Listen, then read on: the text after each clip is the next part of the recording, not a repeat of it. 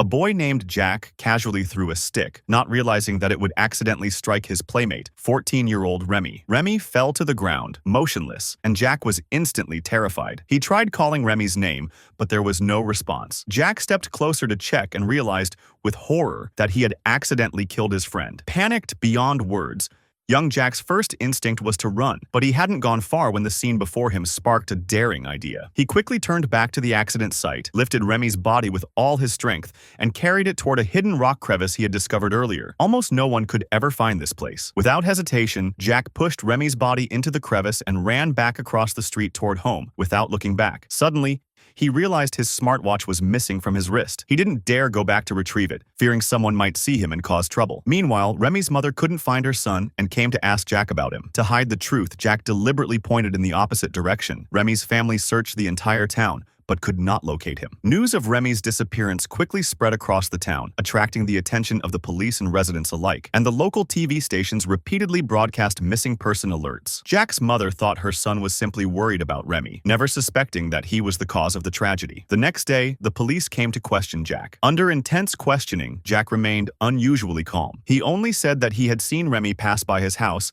and claimed to know nothing more. With no useful leads, the police launched a thorough search of the surrounding town, yet after days of effort, they found nothing. On the third day, the town celebrated its annual Christmas Eve. Residents gathered at the church to sing and pray, but Remy's father sat silently in a corner. The grief he had been suppressing finally erupted, and everyone present understood the pain of a father who had lost his child. After consultation, the priest decided to organize the townspeople to assist the police in the search. Early the next morning, residents gathered at the church as instructed by the police and ventured into the surrounding forest to look for Remy. Fearing that his secret would be discovered, Jack joined the search team. Though the rock crevice was well hidden, a prolonged search could expose it. As the group drew closer, Jack's anxiety skyrocketed. Luckily, the lead officer suddenly called everyone back, saying they would bring search dogs the next day. Jack narrowly avoided disaster, but remained uneasy inside. The following day, when the search dogs arrived, Jack had considered confessing to his mother but hesitated and eventually stayed in his room. His mother looked at him silently, saying nothing. That night, disaster struck. A violent storm with howling winds,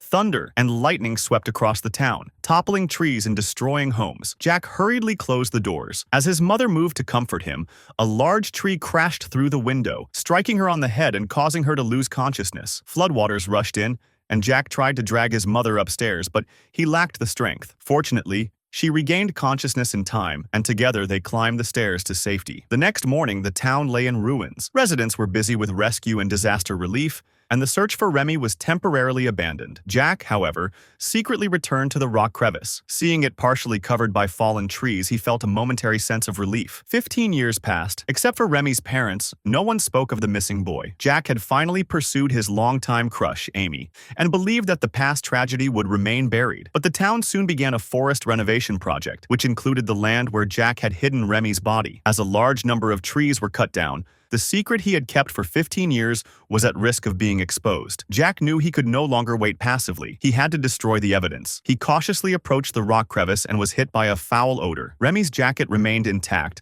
and was now conspicuously visible. Jack tried to remove the jacket with a shovel, but the crevice was too narrow, and he failed multiple times. The beam of his flashlight attracted the attention of lumber workers, and he fled the scene in panic. Not long after, the workers discovered the body in the crevice. The town mayor quickly held a press conference, confirming that the body in the crevice was Remy. The autopsy revealed that Remy had been struck on the temple by a blunt object, clearly a murder rather than an accident. Forensic investigators also found a brown hair on Remy's jacket that did not belong to him. DNA analysis indicated it belonged to a white male, but there was no match in the database. Remy's father, overwhelmed with anger, demanded that all town residents undergo DNA testing. The mayor was hesitant. Large-scale DNA testing was expensive, and the hair could belong to a passerby, or the killer might have been a transient. 15 years had passed, and the town did not have the resources to investigate. To catch the culprit, they could only wait passively for the DNA to be voluntarily submitted, an uncertain timeline. Remy's parents were devastated, while Jack secretly breathed a sigh of relief. As long as no DNA testing was done, he remained safe, for now. The next day, while Jack was at work, a driver approached him and returned a smartwatch, the very one he had lost in the forest 15 years ago. When Jack had hidden the body, a car had passed by, and the driver had noticed him and retrieved the watch. He had not exposed Jack because he had long been attracted to Jack's mother. Seeing the grief of Remy's parents at the press conference,